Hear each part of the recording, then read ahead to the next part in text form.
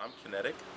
I'm, I guess, executive producer of Steelohim Entertainment, which is my kind of like baby, my company. I, I pretty much aid artists in, their marketing and just, it's my way of co-signing what I believe to be hip hop and what I enjoy about hip hop, the different elements of what I enjoy about hip hop. I'm a multifaceted artist. I do video, I edit video, I make beats, I write rhymes, I can write a good short story. I'm a radio host currently with Steelohim Radio at makerparkradio.nyc, which now has like 11,000 users. Woohoo! My aunt and mom, and the reason why I call her my aunt and my mom is that she took me in at a very young age and just raised me as her own from then. So she's mom, she's not just the auntie.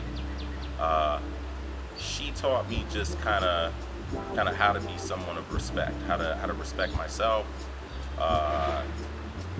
how to educate myself, like always to go looking for the answers, to always go and look in the library back when we didn't have an internet. There was a time when we didn't have internet. How to research my books, how to tell myself not to ever say I don't know how to do something, so I'm not going to learn it.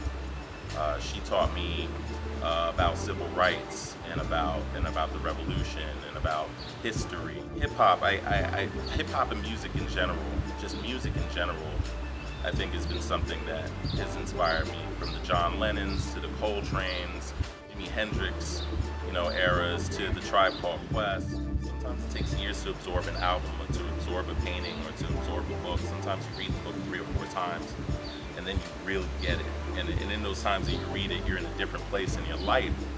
So you learn something different from that book that you thought was brilliant. Or you read it later on and you realize it was a piece of shit and it fed into your own selfishness. So one or the other. I don't have a better, 2.0, 4.0 version of myself running around, with some of my ideals that I could leave with them to continue on to help me get my mission, my long life mission of doing what it is that I want to do here. And I won't have anybody to carry that on. And so what do I leave behind? And what is my legacy if there's very little of me left behind? All that I have is the people that survive me, that are my age, that may die somewhere at some point too. So there's nothing to leave behind for the people but those few records that I was on. Knowing that I have to leave something behind that makes cultural impact, that makes a dent to change all the fucked upness that's happening around us, to raise consciousness for us to continue to build this consciousness so we don't have to deal with the shit we're dealing with today. As a people, as a world, we're all dealing with so many different forms of oppression and corporate control and just nonsense based on greed. It's not, they don't even have plans to save this place enough for them to spend all the money they're making. They'll be dead and their money will just be burning in the wind while they're dead. Art has always been able to help curb some of that shit and help, make enough of an impact where it raises enough consciousness where good people start doing things in order to take away and create a minus of some of the bullshit that we're dealing with.